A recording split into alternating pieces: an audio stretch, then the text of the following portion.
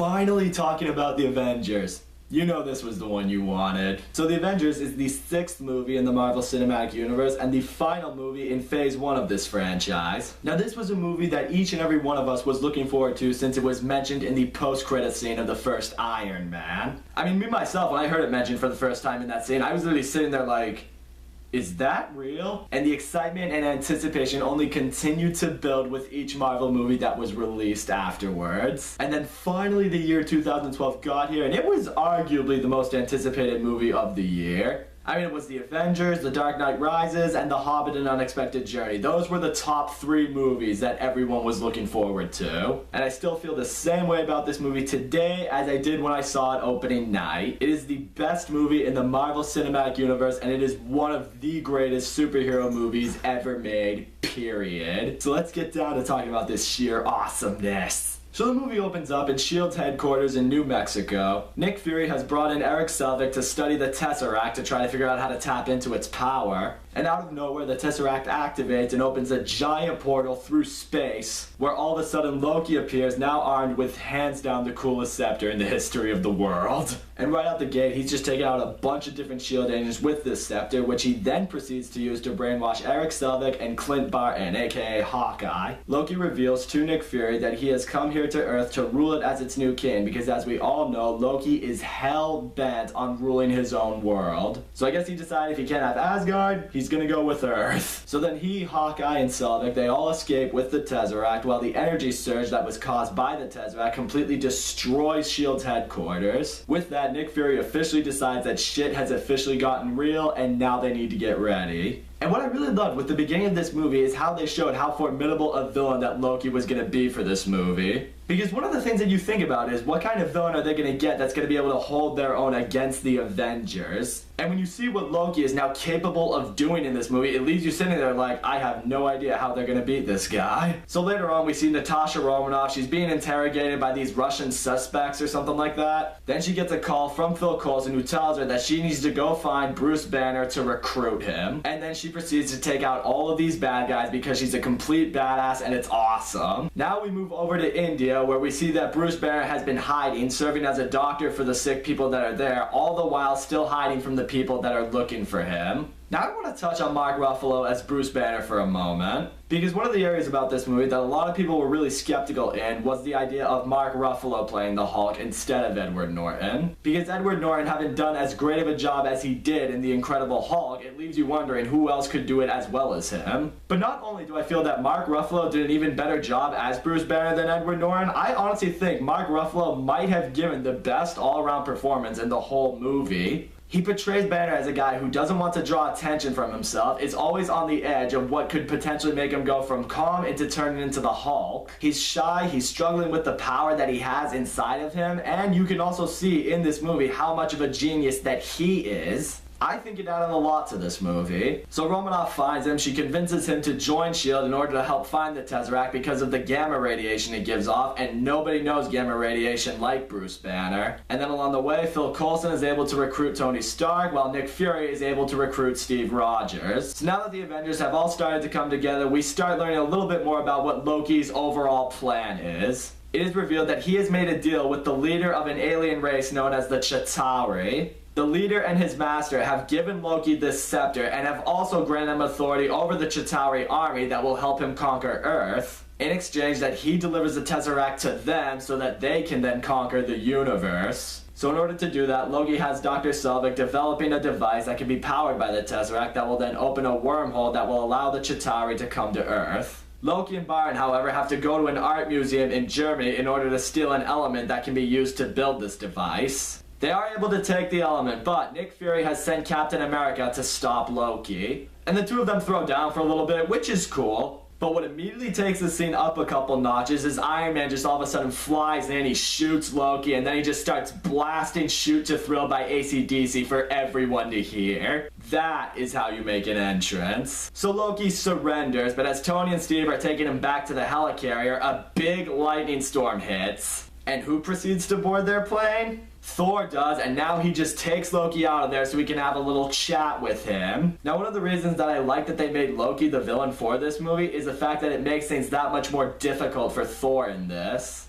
Because for everyone else, Loki is just some bad guy that they need to take down. That's not the case with Thor. This is his brother. And you see it in the conversation that they have. You know, Thor's trying to get Loki to just drop this whole thing and come back with him to Asgard. Then Iron Man comes out of nowhere, and now he, Thor, and Captain America, they all start to throw down with each other. That ends in Cap's shield blocking Thor's hammer as he comes slamming down with it, which creates a giant shockwave that just destroys the entire forest. Yep, not even Mjolnir can break Cap's shield. That's awesome. So now Loki's officially brought on board the helicarrier, and he's placed in a glass chamber that's actually meant to contain the Hulk. So now that the group is finally together for the first time, we see that they're not all immediately going to necessarily get along with each other here. Which is awesome, because this movie could have immediately just had them work together, become bros, and be ready to fight for justice and America.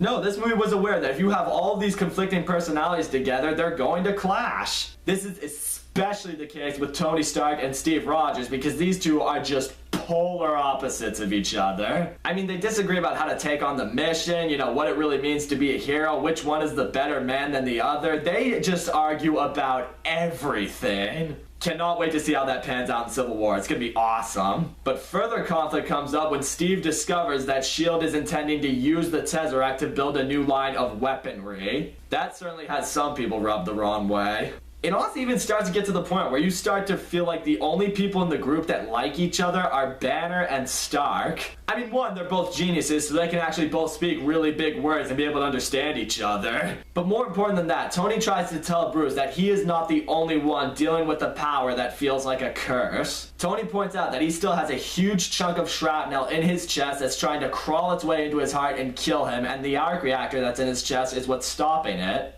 And because he learned how to control it, is what essentially made him Iron Man. Bruce just has to learn to do the same thing. And soon enough, we finally do get to see the Hulk for the first time in this movie when Loki's mind-controlled soldiers, led by Barton, arrive and destroy one of the helicarrier's engines. And all that stress and anger just finally starts to build up inside Bruce and eventually just takes over. He transforms into a Hulk and just starts wrecking shit all over the helicarrier, which is exactly what Loki wants. Thor and the Hulk start fighting, with Thor, you know, trying to see if he can calm the Hulk down a little bit, but it doesn't work in the slightest, and the Hulk is just eventually sent flying out of the ship, which Thor eventually follows suit in after Loki tricks him into going into the glass chamber, which now sends Thor plummeting 30,000 feet to Earth. Thankfully, though, Thor is able to break out just before it can hit the ground. Now, in the meantime, Black Widow and Hawkeye, they have run into one another, and now they're fighting. Which I thought was really cool to get to see S.H.I.E.L.D.'s two best agents just duking it out with each other. After hitting him in the head really, really hard, Black Widow is able to free Hawkeye from Loki's mind control.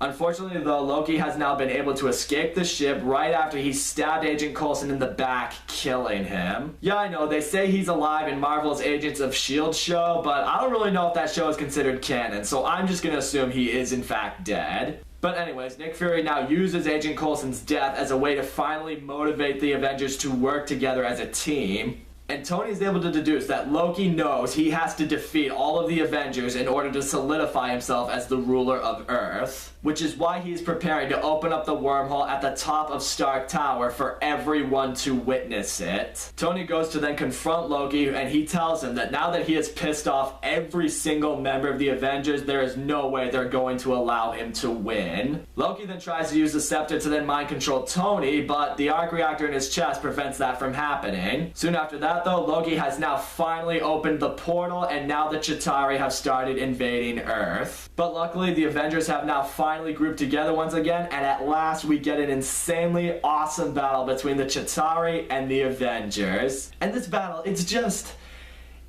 everything you could want. You have Captain America throwing his shield around, Iron Man just shooting and blowing up things, Thor firing lightning from his hammer because it's awesome, Hawkeye shooting his bow and arrow without even looking, Black Widow's just kicking ass and just being all hardcore, and then Hulk just smashing through everything, and even at one point just ragdolling Loki all like, puny god, puny god, puny god, puny god.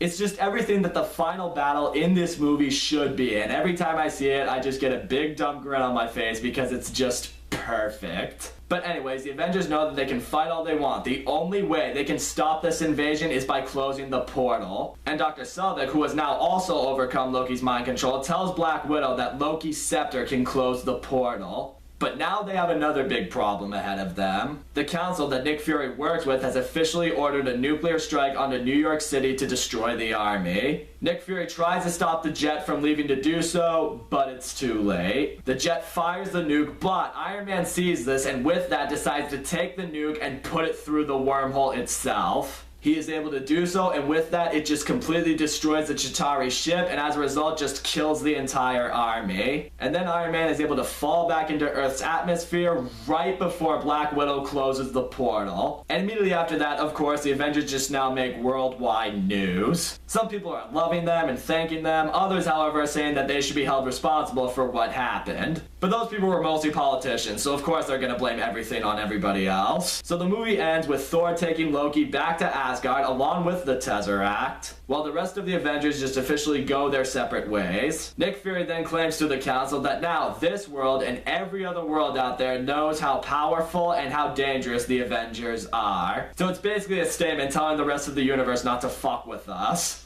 He goes on to say that if they run into a situation like this again, the Avengers will come back because we will need them to. But then we get a post-credit scene of the Chitauri leader talking to his master that he had been alluding to throughout this movie. And his master is revealed to be none other than Thanos. And still to this day, we've only seen bits and pieces of him throughout all these Marvel movies. But I know that once he gets that Infinity Gauntlet, shit is gonna go down hardcore. So all in all, the Avengers was as awesome as we all hoped it would be when it was released, and that much better. The Avengers were all great. I loved seeing the conflict among them, and then seeing them all eventually learn to be able to work together as a team. Loki ended up being the perfect villain for this movie. The story was awesome. The writing was really smart, funny, and engrossing.